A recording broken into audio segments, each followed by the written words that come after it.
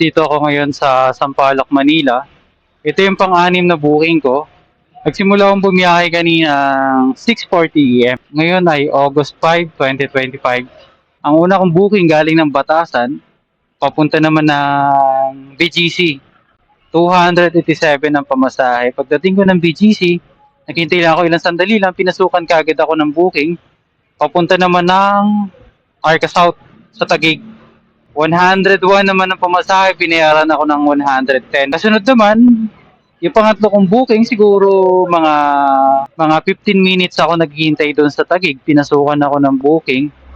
Malapit lang din ang pick-up. Galing ng Taguig, papunta ng Makati. 117 pero may tip na 100 kaya naging 217. Pagdating ko ng Makati, pinasukan naman ako galing Makati sa may GP Rizal. Papunta naman ng Nabotas. 202 ang pamasahe pero binayaran ako ng 220. Pagdating ko ng Nabotas, siguro mga 2 minutes lang, pinasukan ka agad ako ng booking. Papunta ng Commonwealth sa may Don Antonio. 273 ang pamasahe. Binayaran naman ako ng 300.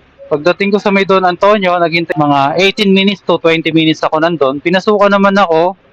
Galing ng Don Antonio, papunta dito sa may Lacson, 249. Binayaran ako ng 250. Paanim na biyahe na ako simula 6:40 hanggang 12:46 PM.